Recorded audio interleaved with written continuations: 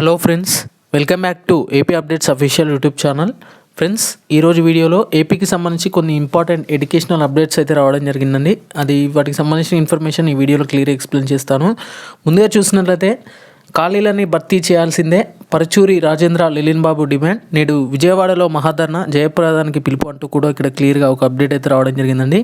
ఇక ఆంధ్రప్రదేశ్లో inter, degree, polytechnic కళాశాలల అధ్యాపక పోస్టులకు తక్షణమే భర్తీ చేయాలని ఏఐవైఎఫ్ రాష్ట్ర అధ్యక్ష కార్యదర్శులు పరుచూరి రాజేంద్రబాబు, లెలిన్ బాబు డిమాండ్ చేశారు.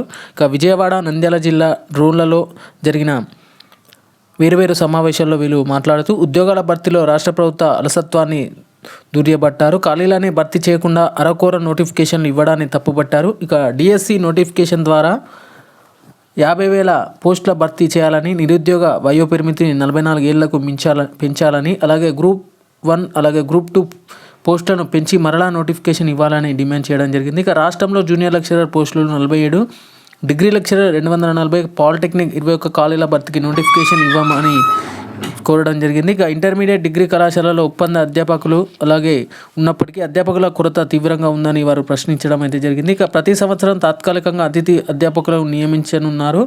జూనియర్, డిగ్రీ లెక్చరర్ల నియామకాలు 5 ఏళ్లుగా లేవన్నారు. ఒప్పంద అధ్యాపకులను క్రమబద్ధీకరించగానే ఖాళీలు భర్తీ చేయాల్సి ఉన్నట్లు కూడా తెలపడం అయితే జరిగింది. ఇక మరొక అప్డేట్ గమనించినట్లయితే ఎన్నికలు వచ్చేలోపు ఖాళీలను నింపేద్దాం, ఆలయాల్లో 700 వరకు పోస్టులు ఖాళీ, వివరాలు సేకరిస్తున్న దేవాదాయ శాఖ, త్వరగా భర్తీకి రాజకీయ ఒత్తులు అంటూ కూడా ఇక్కడ క్లియర్గా అప్డేట్ అయితే రావడం జరిగిందండి. ఇక ఎన్నికలు సమీపిస్తున్న తరుణంలోనే ఆలయంలో ఖాళీగా ఉన్నటువంటి పోస్టులను భర్తీ చేయాలని ఇప్పుడు కొందరికి గుర్తుకు వచ్చింది.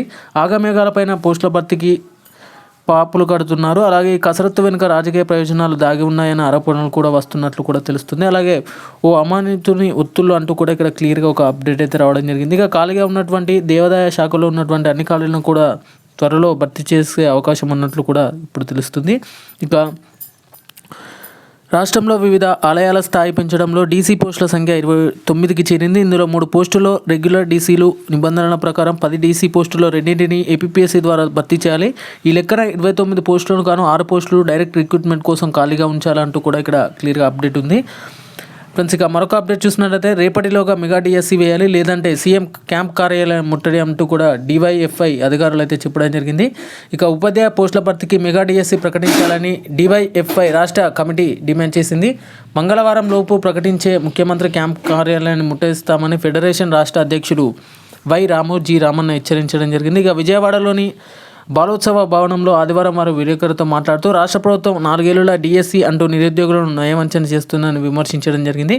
ఇక రాష్ట్రంలో 1.88 లక్షల ఉపాధ్యాయులు ఉండాల్సిన చోట కేవలం 1.69 లక్షలు మాత్రమే ఉన్నారని రాష్ట్ర ప్రభుత్వం వెల్లడించిందని చెప్పారు. ఇక దాదాపు 18,520 పోస్టులు ఖాళీగా ఉన్నాయని, ఇవి కూడా కాకుండా ఈ నెల చివరి నాటికి మరో 5,000 మంది ఉపాధ్యాయులు ఉద్యోగ వివరణ పొందుతారని చెప్పడం జరిగింది.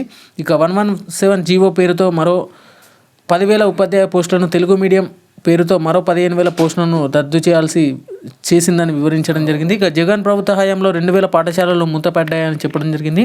ఇప్పటికే రాష్ట్రంలో 9,000 ఏకోపాధ్యాయ పాఠశాలలు ఉన్నాయని వివరించడం జరిగింది. వేల సంఖ్యలో పోస్టులు ఖాళీగా ఉన్న ప్రభుత్వం ఇవన్నీ చెప్పడం విడ్డూరంగా ఉందని పేర్కొనడం అయితే జరిగిందంటూ కూడా ఇక్కడ క్లియర్ ఒక అప్డేట్ రావడం జరిగింది. అలాగే 2 నెలల్లో దాదాపు 6 లక్షల మంది విద్యార్థులు డ్రాప్అవుట్ అయ్యారని ఆందోళన వ్యక్తం చేసినట్లు కూడా తెలుస్తుంది. రాష్ట్రంలో దాదాపు 10 లక్షల మంది నిరుద్యోగులు డిఎస్సి కోసం 4 ఏళ్లలో ఎదురు చూస్తున్నారని తెలపడం జరిగింది. ఇక కేంద్రంలోని బీజేపీ ప్రభుత్వం తెచ్చిన నూతన విద్యా విధానం 2020ను రాష్ట్రంలో అమలు చేయడం సిగ్గుచేటని ఆగ్రహించడం జరిగిందంటూ కూడా ఇక్కడ క్లియర్ ఒక అప్డేట్ అయితే రావడం జరిగింది.